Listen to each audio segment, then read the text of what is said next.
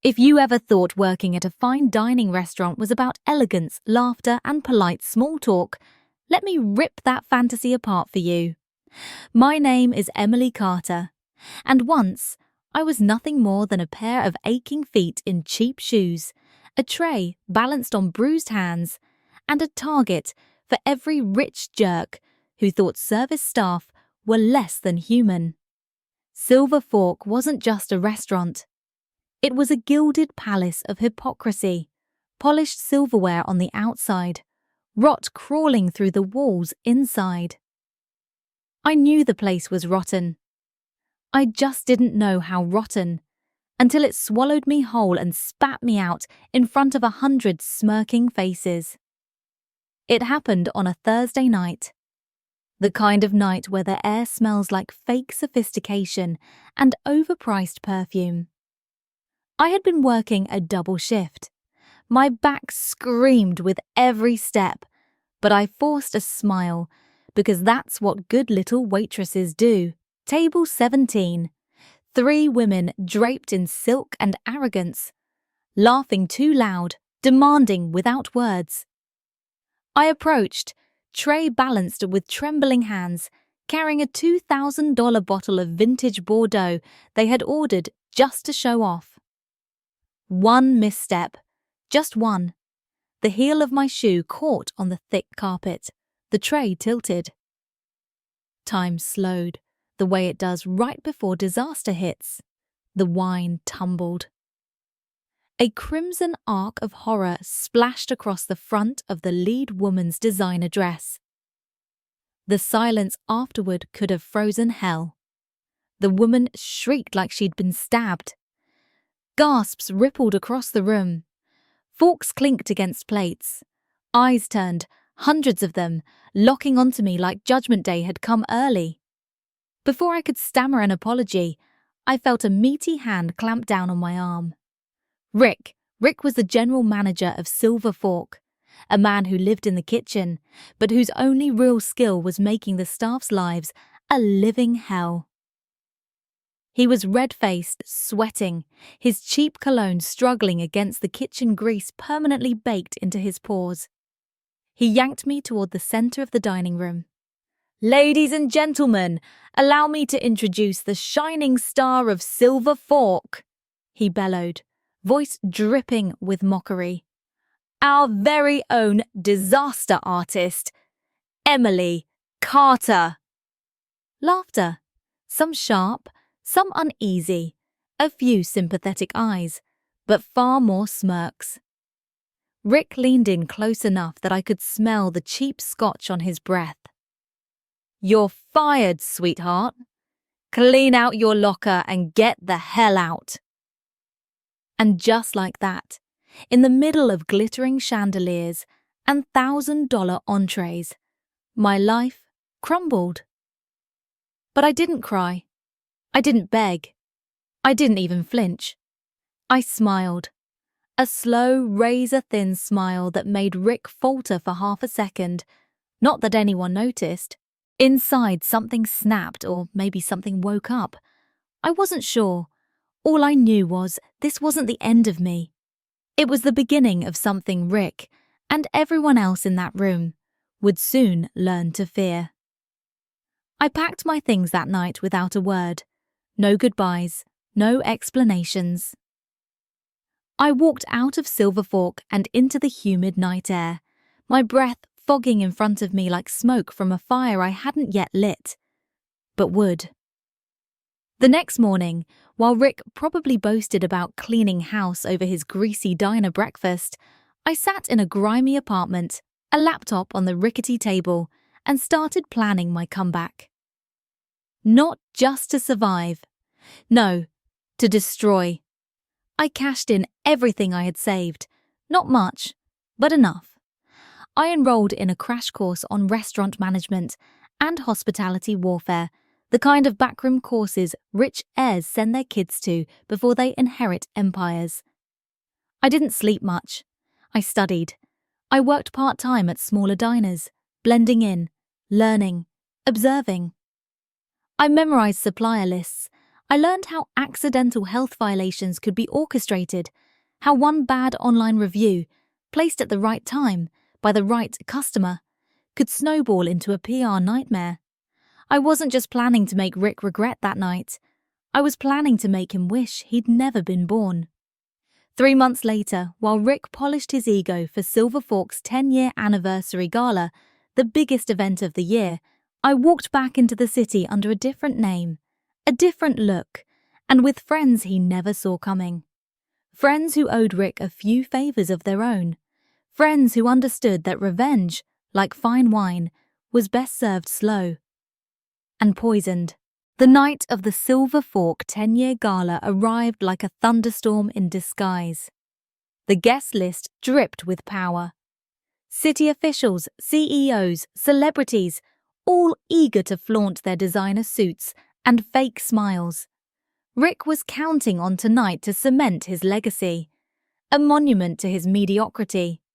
He didn't know that a different legacy was about to be written. Mine. I slipped into the back door of Silver Fork 3 hours before the gala began. Not as a guest, as staff. A different uniform, a different name on my fake badge, but the same Emily Carter burning underneath. They didn't recognize me. Why would they? They never really saw me in the first place. They only saw trays, plates, smiles, never the person holding them. Rick floated through the kitchen like a bloated king, inspecting his peasants. He barked orders, demanded polish, terrorized anyone who didn't grovel fast enough. I watched from the corner, barely holding back my laughter. This man, this pathetic, insecure tyrant, was about to be gutted without even knowing it.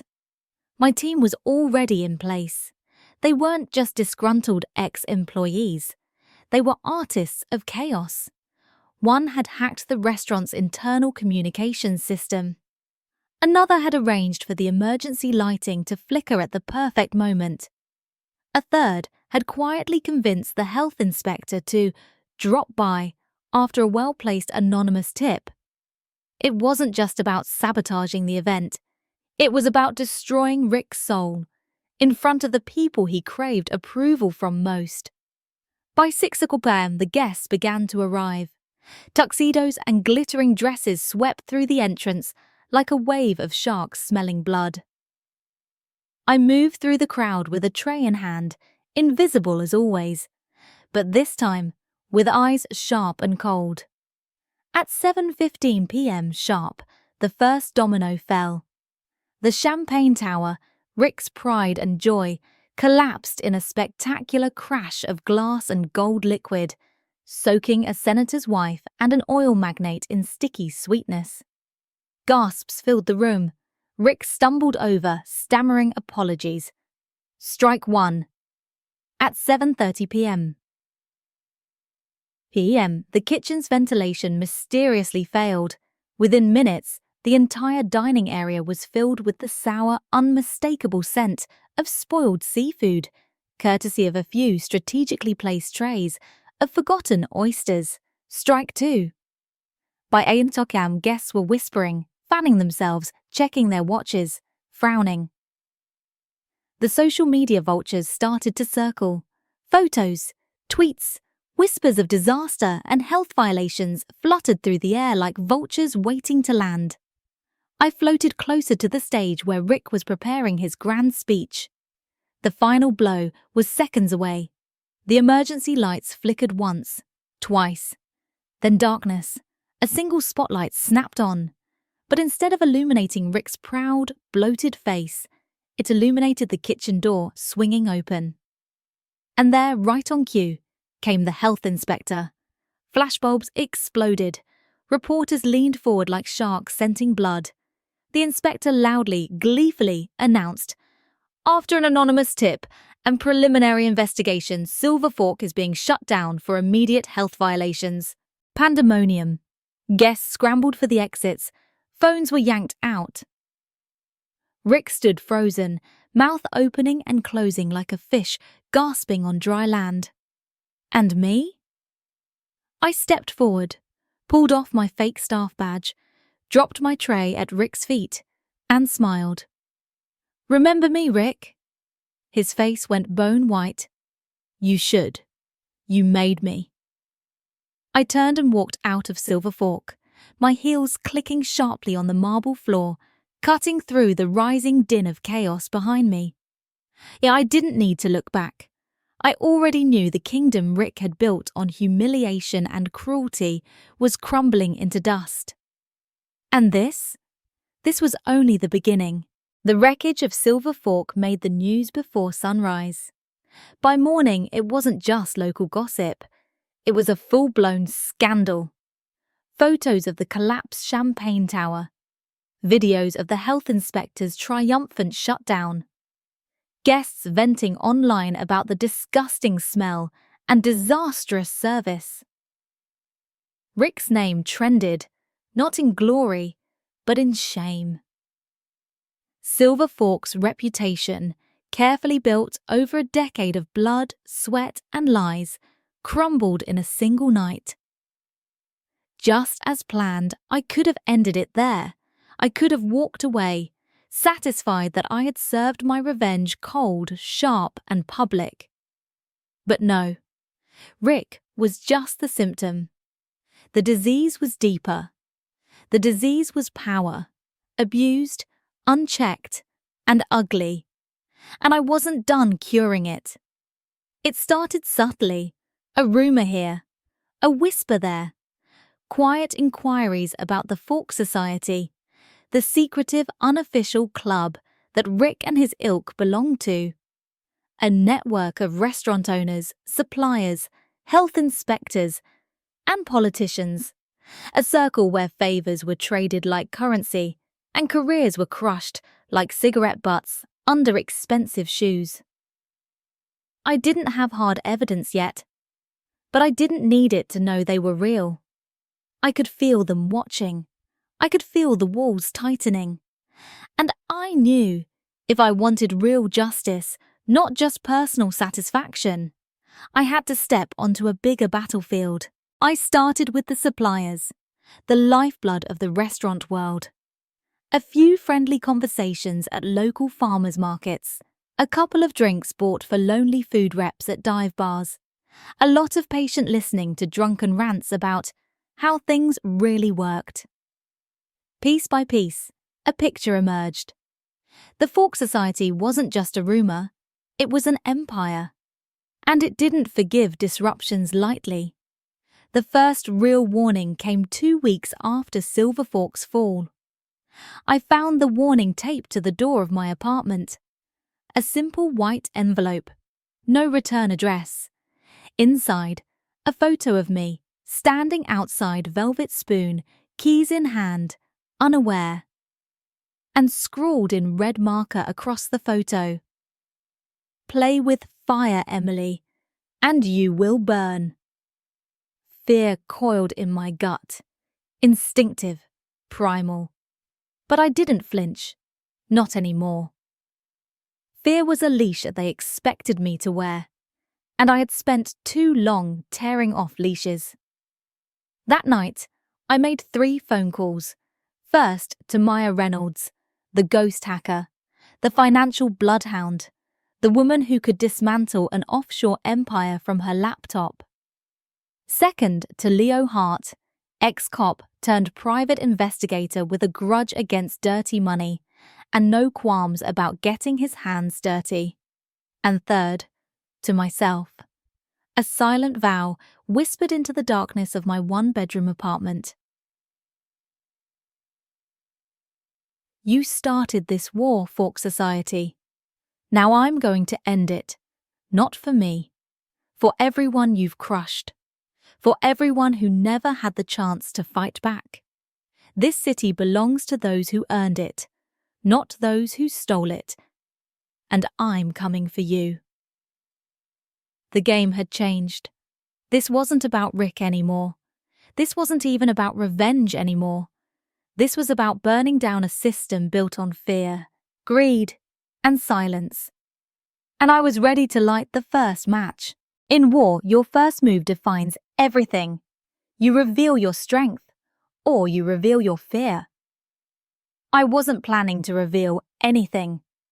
I was planning to set a trap.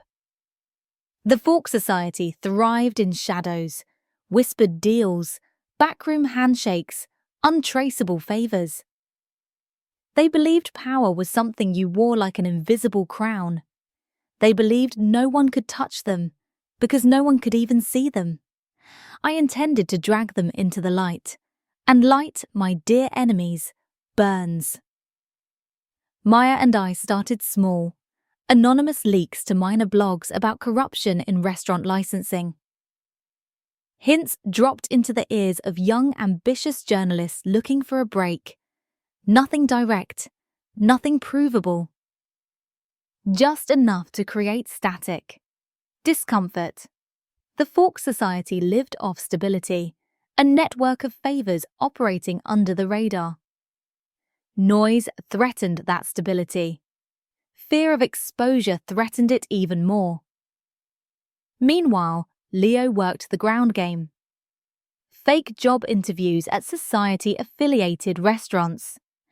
Undercover conversations with delivery drivers, bartenders, suppliers. It's amazing how much you can learn from people when you pretend you're nobody. By the end of the first month, we had compiled enough information to map out the society's outer ring. Friendly health inspectors, preferred food suppliers, dirty financial advisors laundering restaurant money through offshore accounts. Still no faces, still no central leadership. But we were getting close, and they knew it. The second warning was less subtle. I came home one night to find my front door ajar. Nothing stolen, nothing broken.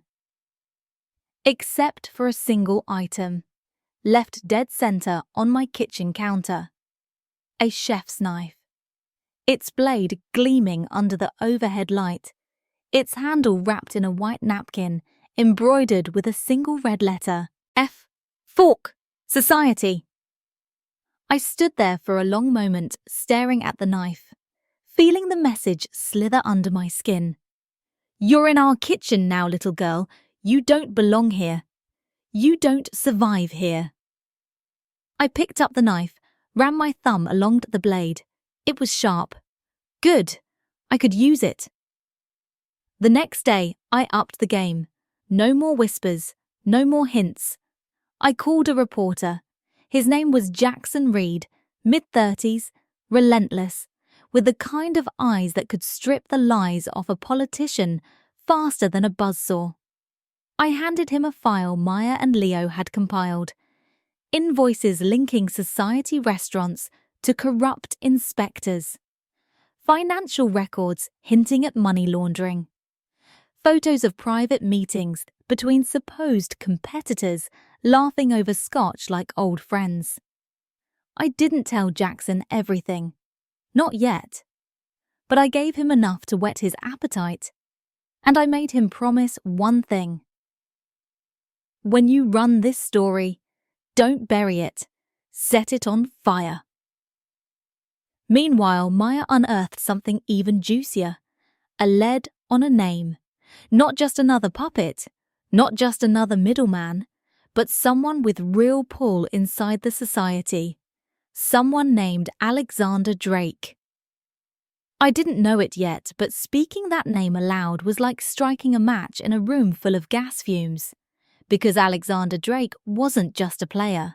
He was the architect of the board the Fork Society played on. And he didn't like having his pieces moved without permission.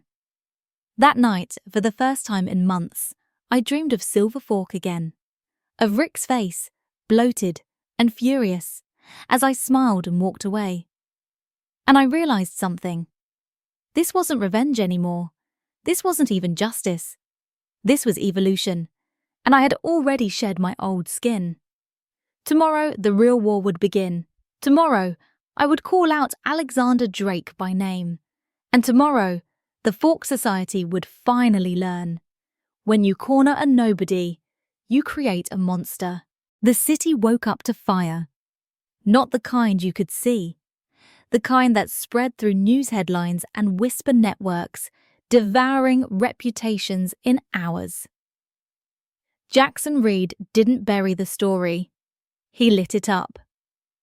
By noon, every major news outlet was talking about it.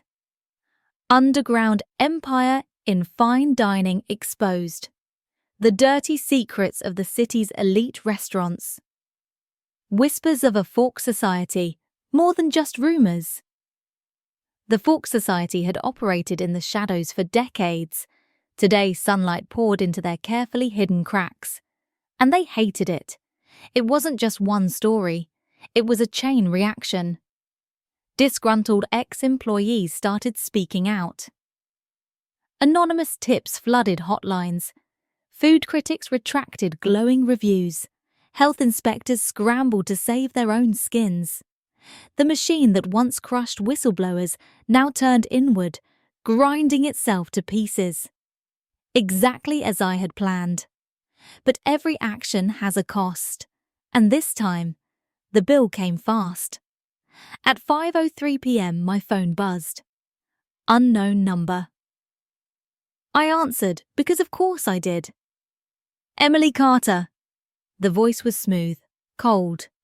You've made quite the mess. I didn't say anything. You're invited to clean it up. Horizon Hotel, penthouse suite, midnight, come alone, or don't come at all. The line went dead.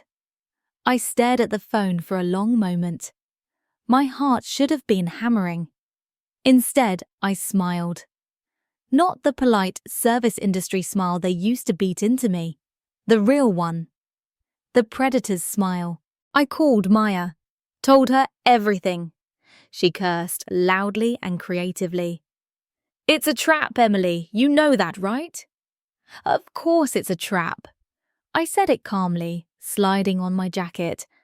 But some traps, are worth walking into. Midnight found me standing before the gleaming glass facade of the Horizon Hotel. The valet tried to stop me. But one look into my eyes, and he backed off. Good instincts. He'd live longer than most tonight. The penthouse elevator ride was silent.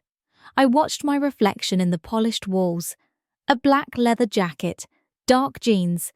No jewelry, no fear. Not anymore. The doors slid open to a room that looked like a magazine spread. White marble floors. Floor-to-ceiling windows overlooking the sleeping city. A single figure stood silhouetted against the skyline. Alexander Drake. Finally. He turned, and for a second, we simply looked at each other. He was handsome, in the way wolves are handsome before they tear out your throat. You've been busy, Miss Carter. His voice was smooth, polished, and reckless. You've been sloppy, I countered. Letting rats like Rick wear your badge, letting whispers turn into shouts. A ghost of a smile touched his lips. You have two options, Emily. Join us, become something more than just another angry girl with a grudge, or disappear. Quietly. He slid a sleek black USB drive across the table between us. Inside, the keys to your kingdom. Money, power, freedom. I didn't touch it. I leaned forward, slow and deliberate, until our faces were just a few inches aparted. You still don't get it, do you? You think I want your kingdom? I don't. I stood up, pushed the USB drive back toward him like it was something rotten. I'm not here to join your club, Alexander. I'm here to burn it to the ground. For the first time, his polished mask cracked. Just a flicker. But I saw it. Fear. I turned and walked towards the elevator without another word. Behind me, I heard him curse under his breath. Good. Fear was a wonderful fertilizer, and soon the entire Fork Society would bloom into ash. The night after Horizon felt like the calm before a hurricane. But I knew better. The storm wasn't coming. I was the storm. Back at Velvet Spoon, Maya was already waiting. Laptop open, screens flashing code and encrypted files. She barely looked up when I entered. "You went, didn't you?" Her voice was tight. "Of course." I dropped my jacket onto a chair. "And?" I smiled grimly. "He offered me everything. I told him I'd rather burn it down." Maya whistled low. "Well, guess we better stock up on gasoline." Phase Omega was born that night. It wasn't just a plan, it was a declaration of war. First step, expose the Fork Society's financial underbelly. Maya had already cracked into the network's shell corporations, fake catering companies, offshore shell accounts, silent investments in half the restaurants lining downtown. We weren't just going after them in the court of public opinion anymore. We were going after the one god they truly worshipped: money. Second step, isolate Alexander Drake. Every king needs knights. Without them, he's just a man with a paper crown. We began targeting his lieutenants, freezing assets, anonymous whistleblower tips to authorities, leaked scandals to hungry reporters. We clipped his wings before he could even lift off. Third step, turn the city against him. We fed Jackson Reed and every ambitious journalist in town a steady drip of leads, bribed inspectors, forced evictions, backroom health violation deals. They tore into the Fork Society like wolves into a wounded deer. Blood in the water. And the city smelled it. By the end of the first week, the whispers had become shouts. By the second week, city council members were publicly demanding investigations. By the third week, investors began pulling out of restaurants linked to Drake and the Fork Society. Their empire was crumbling. Exactly as we planned, but I knew Alexander Drake wasn't the kind of man to go down without dragging someone with him. The first counterstrike came on a Monday morning. A fake expose appeared on a shady news blog, accusing me of embezzlement, bribery, and even blackmail. They even forged financial records to back it up. It would have worked on someone weaker, but I wasn't playing defense anymore. By the time the blog post hit, Maya had already hacked their servers, traced the funding back to a ghost company owned by one of Drake's associates. By noon, the expose was exposed as fake. By sunset, the shady blog's servers were confiscated by federal agents. Alexander had fired a shot. It had backfired straight into his face. That night, sitting on Velvet Spoon's rooftop, whiskey glass in hand, I watched the city pulse with electric energy. For the first time in months, I let myself breathe. For the first time, I felt it. Victory. Close. Tangible. Maya joined me, dropping into a chair with 2 more drinks. "We're breaking him," she said. I nodded, but deep inside, I knew better. Breaking him isn't enough. We have to make sure he never crawls back. Tomorrow, Phase Omega would move into its final act.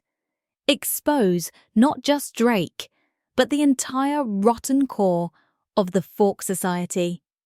This wasn't about revenge anymore. This was revolution. And I was just getting started. I never believed in quiet endings. No true victory happens in silence. Only ashes remain, and those strong enough to walk through the ruins. When Phase Omega entered its final stage, I no longer felt fear. Only certainty. Only the familiar coldness of someone who had seen corruption rot from the inside out. I knew I had cornered Alexander Drake. I knew the Fork Society was cracking apart under a weight it could no longer bear. But I also knew that if I hesitated, if I allowed them even a single breath to recover, they would crawl out of the darkness and bite back. and I wasn't born to give them that chance. I delivered the final blow on a sleepy Monday morning. Maya had everything ready, the files, the evidence. All I had to do was press a single button, and I did, with a calmness that chilled even myself. The dirty financial skeletons of the Fork Society exploded into the daylight. Names, bank accounts, shadowy transactions. Internal ledgers leaked for the world to see. No more denials, no more hiding behind polished smiles and backroom deals.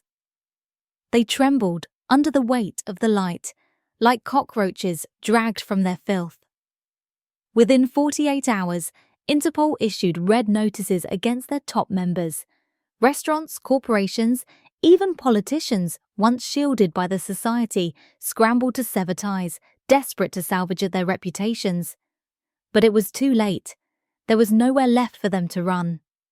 I remember that night, standing on the balcony of Velvet Spoon, a glass of whiskey in my hand, the city's lights flickering in the distance, the message pinged on my phone, the confirmation of a successful capture, a private jet forced to land in Switzerland. Alexander Drake, arrested at the airport, trying to flee under a fake identity. Life has a strange sense of humour. A man who once thought he could control a city with whispered promises and unseen threats, now shackled in front of cameras for the world to see. I didn't feel joy. Not really. There was no celebration, only a deep, quiet satisfaction, the kind only those who destroy monsters with their own hands ever truly understand. I stood up, breathing in the cold night air. The war was over. But I wasn't, because I knew. Somewhere out there, other Fork societies were waiting. Other architects were building new cages behind gilded walls. And if the day came when they rose again, I would rise too. Because justice can be delayed, but it will never die. I didn't rest for long. Wars may end on paper, but their echoes never vanish overnight. The weak would cower in the shadows. The greedy would crawl from the wreckage, trying to rebuild their thrones from the ashes. I wasn't about to let that happen. The moment the Fork Society crumbled, I began cleaning the battlefield.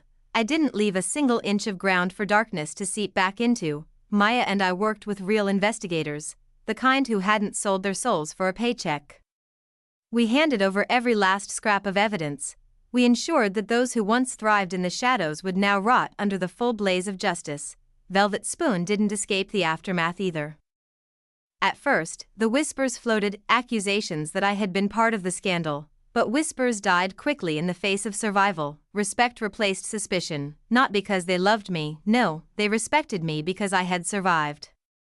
Because I had toppled a monster they once thought untouchable. I moved through those days like a shadow, no celebrations, no interviews, no awards. I had more important things to do, rebuilding something worth fighting for from the ruins. Velvet Spoon didn't just recover, it became a symbol, a place where dirty handshakes found no footing, a place where real work and real integrity shone brighter than polished lies. But I knew better than anyone. Evil never truly dies, it hides, it festers, it waits, and me, I stayed ready, eyes wide open, hands steady, a heart no longer naive, but never cold. If one day new Fork societies rise, under different names, wearing different faces, I will rise too, without hesitation, without fear, without mercy, because justice, no matter how delayed, always finds its way, and I, Emily Carter, will always be there to carry the torch into the darkness. No one teaches you how to live after victory. No one warns you about the silence that stretches longer than the roar of any battle. After the Fork Society fell, the city seemed to spin forward as if nothing had ever happened. The powerful faces vanished quietly, restaurant signs changed. The invisible fears that once loomed over every handshake and contract dissolved like smoke, but I didn't vanish. I walked through the city, down streets that had once been silent battlegrounds. I saw the scars left behind, new restaurants rising from the rubble, new dreams built by people who had finally been given a real chance. I had changed a small world, but deep inside, I knew the bigger world still had 1,000 cracks. Maya left a few months later. She was never the type to stay long after a war. We said goodbye without fanfare, two soldiers who understood that their shared mission had ended. I didn't blame her.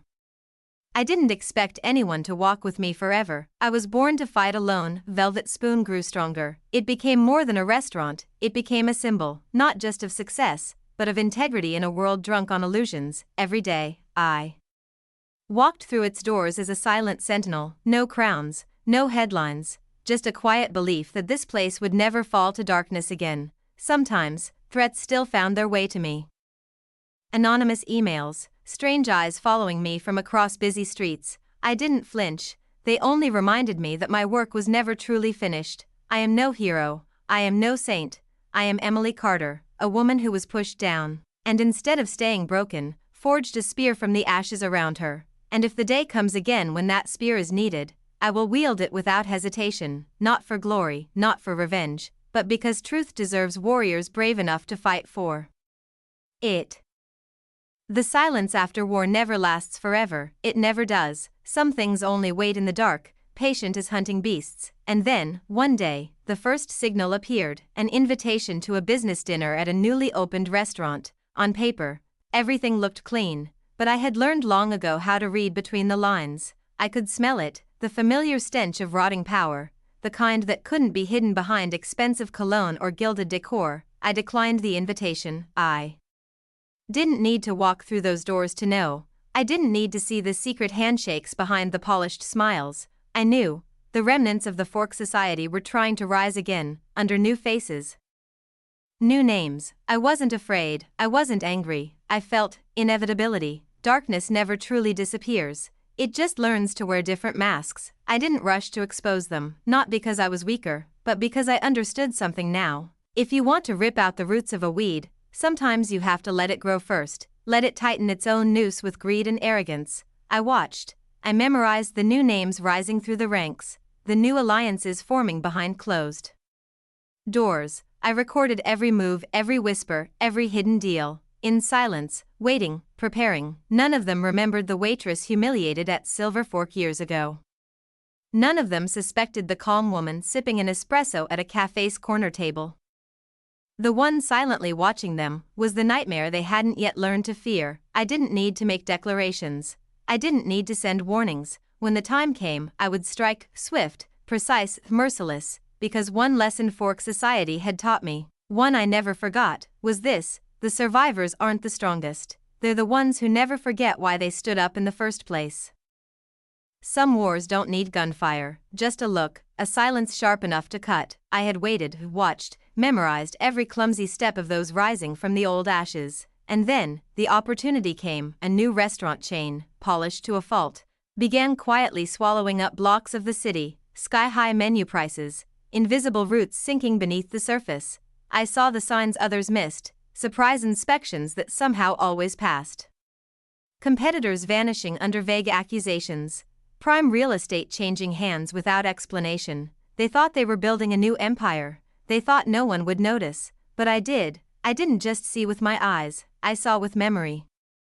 With the scars Fork Society had carved into me, I didn't confront them head-on, I smothered their pulse, one careful squeeze at a time. A cancelled contract at the last minute, a supplier suddenly withdrawing, a neutral inspector asking the right-wrong questions. I didn't have to strike directly, I only needed to pull the right thread at the right moment, to make their web collapse on its own. Darkness never learns to heal itself, it only knows how to rot faster when exposed to the light. Some of them started to suspect. I could feel the stares from shadowed alleys, the cars slowing down when I crossed the street, the anonymous emails that appeared and vanished like breath on cold glass. They knew someone was hunting them, they just didn't know who. I kept walking, calm, unhurried, unafraid, because I knew, the more they panicked, the more they would expose themselves. I had once been a trembling waitress, shrinking inside a faded uniform. Now, I was the shadow whispered about by the powerful, no title, no weapons, just a memory sharpened like a blade and a patience carved from steel. The game wasn't over, it was just getting interesting. I knew that endings always start with small cracks, averted gazes, phone calls that went unanswered, deals delayed without explanation. The new empire that the remnants of the Fork Society tried to build began to fracture, piece by fragile piece. Not because I attacked it head-on, I never needed to, all it took was enough doubt, enough seeds of unease dropped where they would grow best. I wasn't the storm, I was the erosion, slow, relentless, you don't have to shout to topple a tower, you only have to whisper at its weakest stone. Investors withdrew, slipping away like ghosts before dawn. Business partners shifted loyalties, hunting safer ground to stake their fortunes. Articles, carefully placed, began to surface, asking questions no one dared to answer aloud. There was no bloodshed, no scandalous headlines, only collapse from within, a quiet death. I watched every crack spread, every cornerstone buckle. The way an artist watches a canvas tear, no joy, no regret, only focus, only certainty, and maybe, just maybe, a flicker of pity for those too foolish to learn that once darkness is exposed, it can never hide again. Once, I thought I craved revenge, but now, I understood, true revenge isn't watching your enemy fall, it's watching them realize, piece by agonizing piece, that their invincibility was always a lie. When the restaurant chain finally declared bankruptcy, a few cold lines buried deep in the morning news, I simply shrugged. Another chapter closed, another underground empire reduced to dust, another silent warning to anyone foolish enough to think they could rebuild darkness on this soil. But I knew, I always knew. Darkness never dies, it only moves, it only waits, and I, Emily Carter, will always be here, not as a hero, but as a living memory, a scar carved into this city's bones, a reminder anyone who builds their throne on lies will, eventually, kneel before the truth. Every war, no matter how big or small, leaves scars. I never tried to erase them, I carried them, like medals no one could see, like reminders of everything I had lost, reclaimed, and become. Some nights, the city falls quieter than usual. The wind slips down long, empty streets, whispering through the buildings that once hid dirty deals and silken lies behind their glittering facades. I walk those streets like a ghost. No one notices, no one remembers, and that's exactly how I prefer it. People love to say that victory is a glorious moment. They're wrong. True victory is the silence afterward, when those who mocked you are gone, when the wounds have scarred over, and you're still standing, unmoved, unbroken. Velvet Spoon still opens its doors each day, its lights shining each night. It's more than a restaurant now, it's a witness, a silent monument to the truth that justice never truly dies. As long as someone is willing to fight for it, I know that somewhere, darkness is gathering again, a new generation of greed, arrogance, and deception. I don't fool myself, I don't lull myself into false peace, I stay ready, like a blade that never rusts, like a fire that never truly dies. I, Emily Carter, am no goddess, no symbol, I am simply someone who was dragged into the mud, and stood up, fists bloodied, while those who thought they had broken me watched in horror. If tomorrow brings a new fork society, if the powerful once again believe they can build kingdoms on the backs of the innocent, I won't just stand, I will step forward, not for revenge, not for fame, but for the truth. And because in a world eager to kneel before lies, those who remain standing, even if they stand alone, are the ones who are truly powerful.